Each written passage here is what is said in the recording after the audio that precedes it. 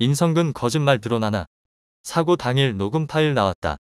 해병대 최상병 순직 사건과 관련해 임성근 전 해병 1사 단장과 박성현 해병 7여 단장이 자신들은 입수 지시를 내린 적이 없다고 주장하고 있는 가운데 적어도 7여 단장은 부하들이 물에 들어가 수색을 진행한다는 사실을 사전에 인지하고 있었음을 뒷받침하는 녹음 파일이 공개됐다.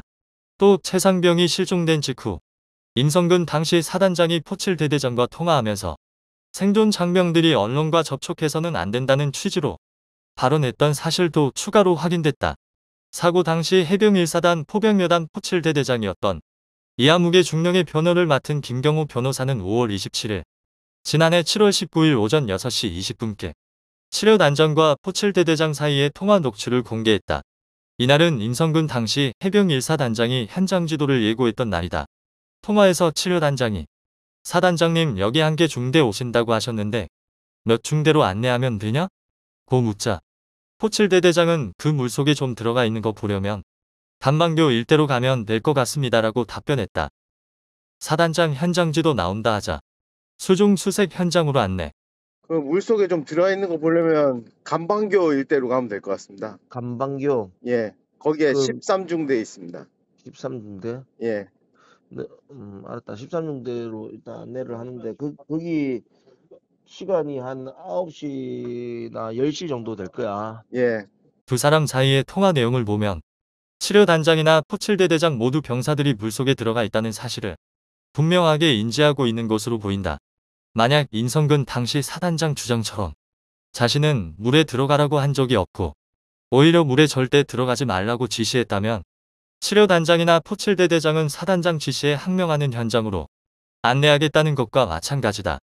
이와 관련해 최상병과 함께 급류에 휘말렸다가 구조된 생존 해병 A씨는 지난해 12월 14일 군인권센터를 통해 공개한 입장문에서 사고가 난 날은 사단장이 시찰하러 온다고 다들 긴장해 있었던 날이라며 그런 날 대놓고 사단장의 명령을 어기고 무리하고 위험하게 작전을 수행하는 대대장이 존재할 수 있냐고 지적했다.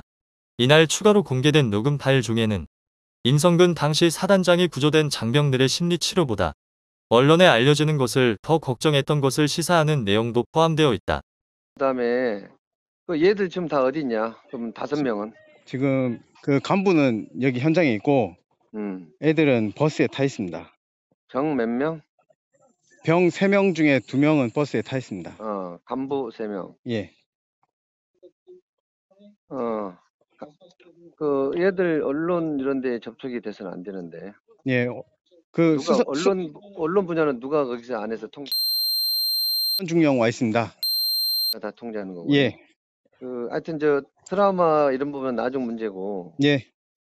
애들 관리가 돼야 되거든. 어떤 식으로 관리가 돼야 되겠냐. 통화 내용으로만 보면 임 사단장은 생존 장병의 트라우마 치료보다 언론에 사건이 알려지는 것을 더 걱정했던 것으로 보인다. 수중 수색 몰랐다? 또 한 번 거짓말이라는 것 드러나. 김경호 변호사는 사단장이 방문할 때 보여드릴 장면이 바로 포병 7대 대장이 그 물속에 좀 들어가 있는 거라고 7여 단장에게 이야기했을 때 7여 단장이 전날 지시 내용 그대로라는 듯 전혀 왜 수중 수색이냐?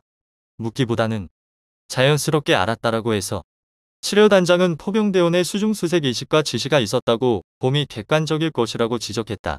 김 변호사는 특히 사단장이 와서 직접 보는 모습이 바로 전날 포병 3대대 구중대원들이 허벅지까지 수중 수색 작전을 하는 모습과 똑같은 모습을 보게 되는 상황이므로 이것은 임 전 사단장 자신이 지시한 모습이기에 포병 7대 대장이나 7여 단장도 안내하고 보여주려고 한 것인 바 사단장도 포병대원의 수중 수색 의식과 지시가 있었다고 봄이 객관적일 것이라고 꼬집었다.